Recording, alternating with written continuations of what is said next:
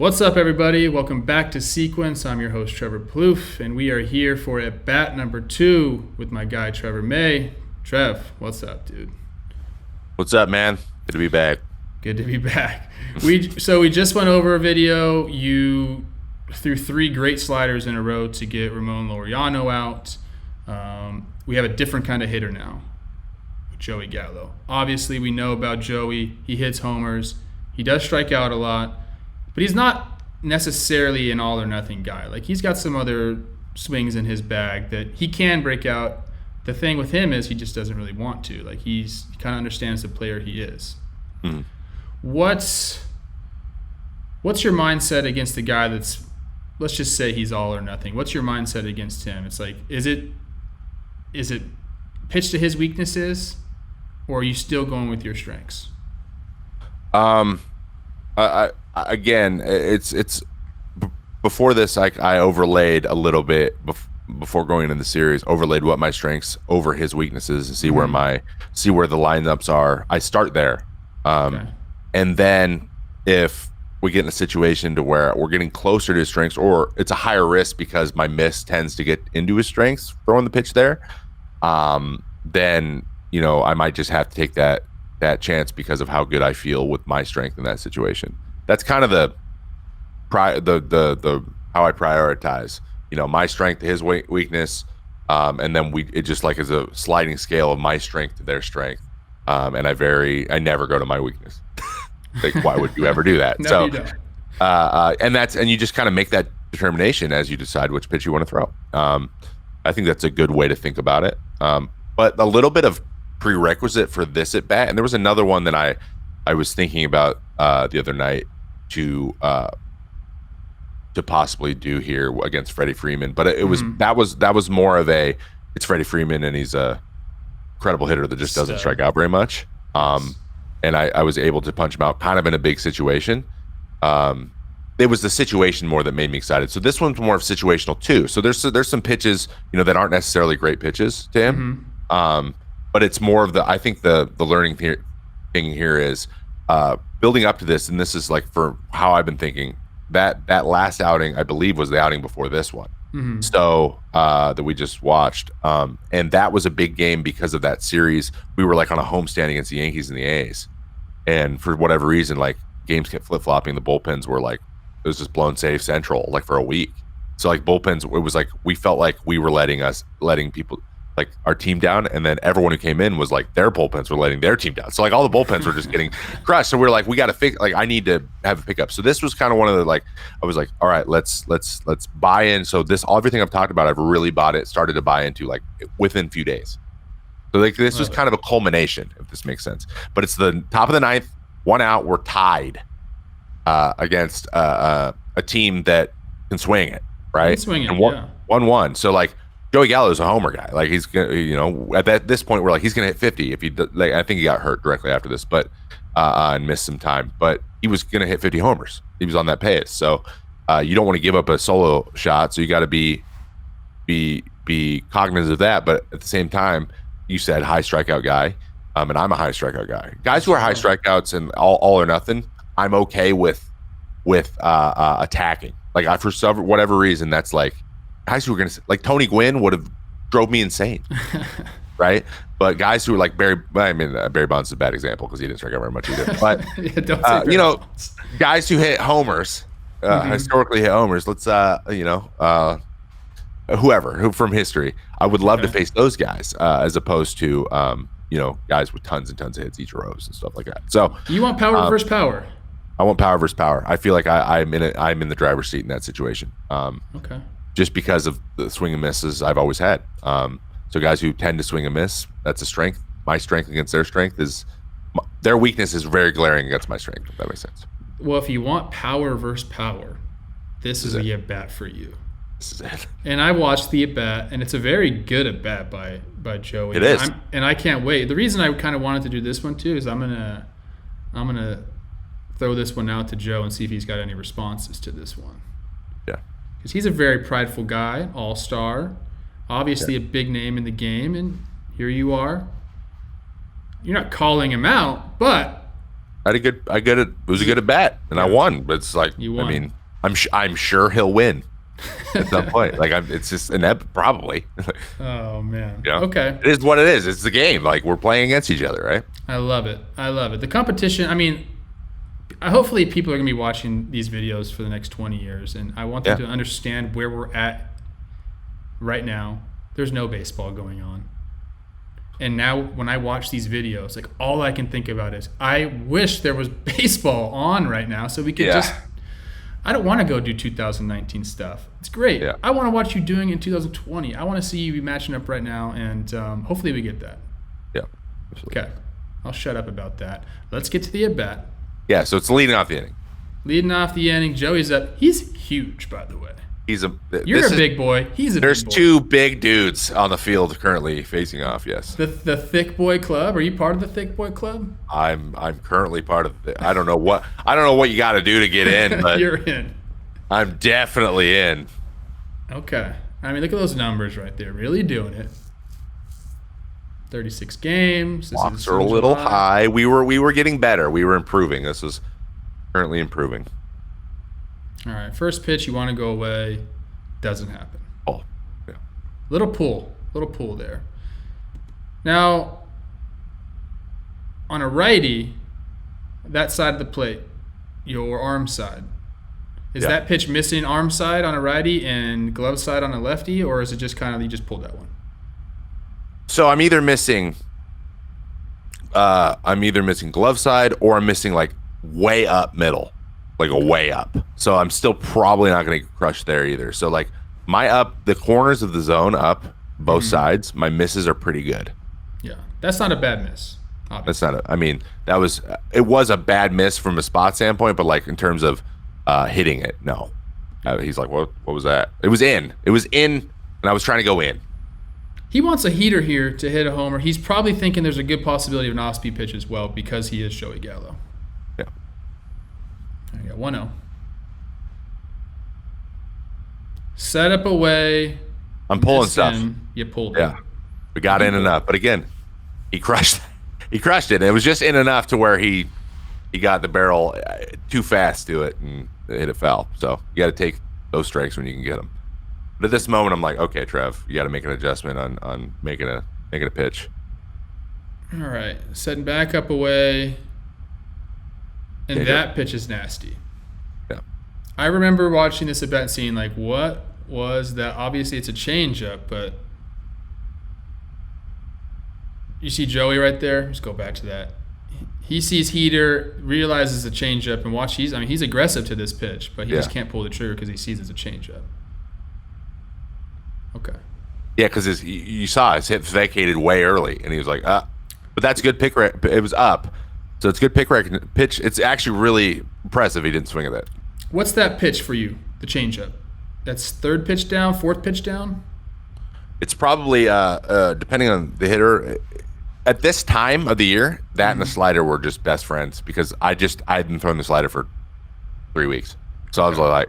And then my curveball was just literally getting hit out of the park every time I threw it. So I was like, I'm gonna stick with the fastball changeup here, throw a lot more, and then as the slider develops, phase it back in. And I think in about a month after this was when I was heater slider, and using changeups to guys who were very specifically not hitting changeups very well. Is he? Is it more to lefties than righties, or is it even the changeup? It's more to lefties just because. That up and away pitch has been there were so many guys making the adjustment to hitting that.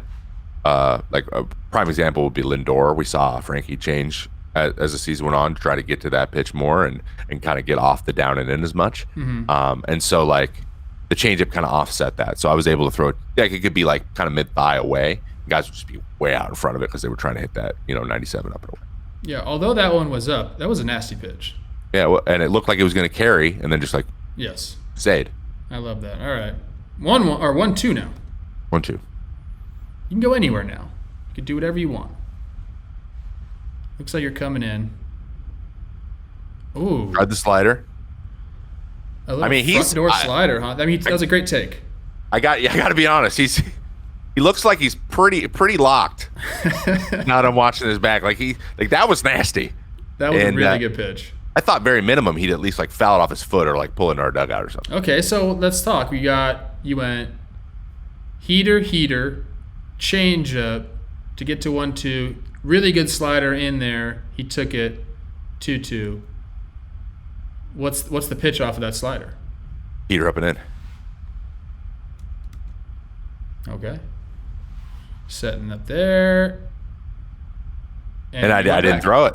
And I went back because it was really good. And maybe I might have saw like the kind of go on it and thought that maybe he wanted to go there. But now that I'm watching it from another, again, he really just identified it right there. He's like, this one's in the zone. I'm gonna hit it. I don't hate that pitch because if I am a hitter and you see me take a pitch like that, he had a really good take on that 1-2 slider. I'm like, this guy's not gonna throw that same pitch. Yeah, especially for a strike. Yeah. You know what I mean? So he could have very easily just took that.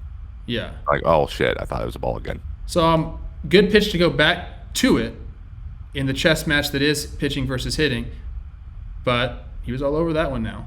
So and I noticed he was all over it. So now let's tunnel off that. I believe the next one's the one I'm thinking of. All right, yeah, got to tunnel off that pitch. So that would be up, in, and on his hands.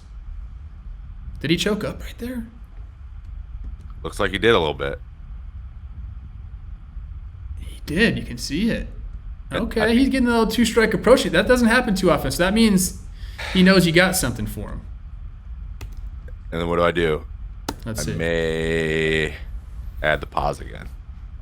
2-2. Oh. Pretty sure, I slow it down a little bit. All right, let's see this. Oh, no. We tried a curveball, so I'm still throwing the curveball. I wanted to bury it there. You wanted to bury it? This is before I just said, this thing is terrible. And that's why I've been throwing it like that.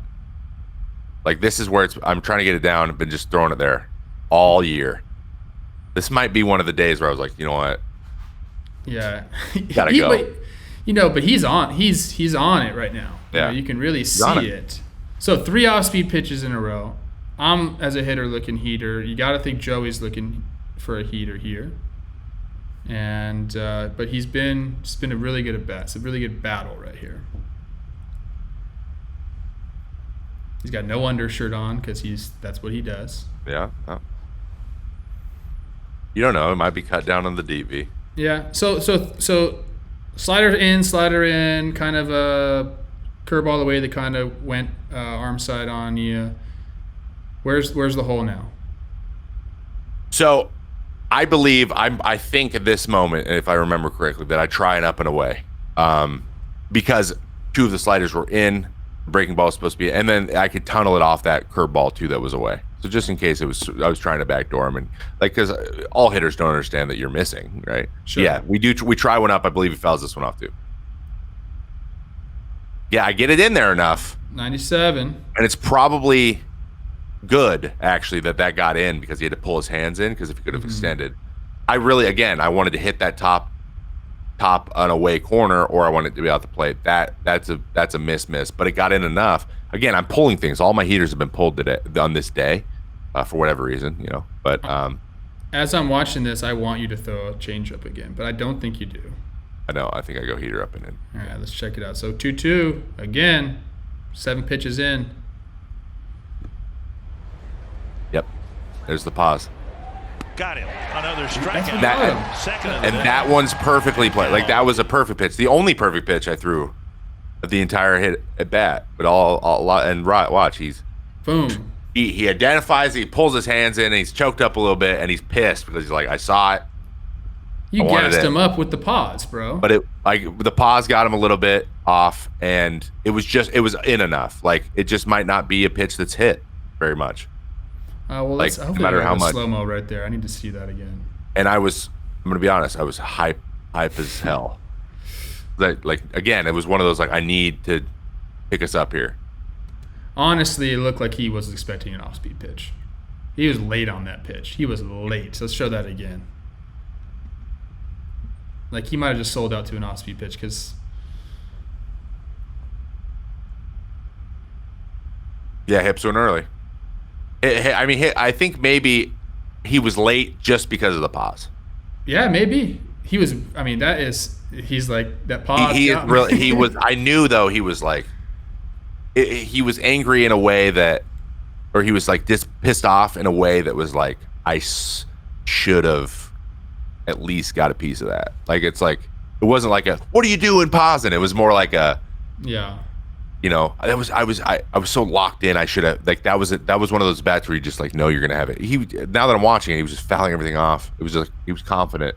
I think you finally got it into that blue zone up and in right there. I think I finally hit a spot. Yeah, I think I hit the blue zone. You know, if there is a blue zone, it's more blue there, I guess. But yes, I tried a couple times to go there and missed my spot. So, I was fortunate to get away with a couple things, and that only resulted in hard hit foul balls, and then was able to make that one good pitch. So, like, if I had to say anything to a kid watching this, like, one thing I learned, what I really tried, the process I tried to go through in my rookie year, and it's funny because I don't know if I've told you this, but you are part of that process. There was a game in Chicago, and we were facing Sale, and for whatever reason, in 14 and 15, we hit Sale really well.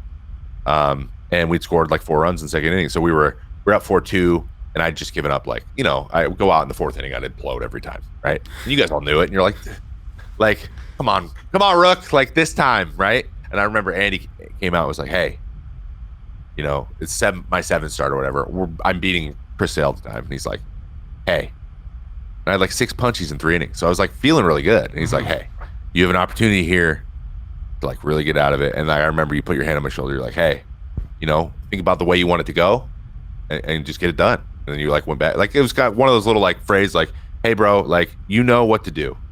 Like, just all it is just doing it. Yeah. And I'll never forget, I punched out the side with guys in second, third.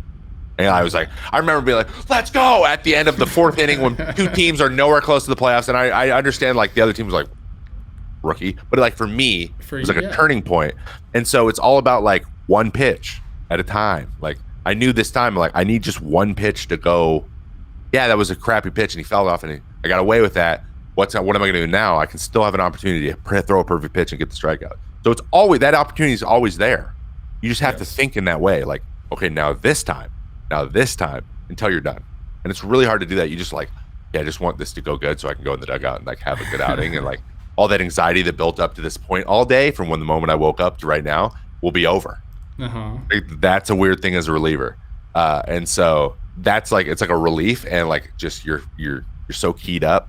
And so like, but so that I walked around like I thought that way. I knew that that's where my mindset was, and then it came to fruition. It worked. Like, that is the best feeling.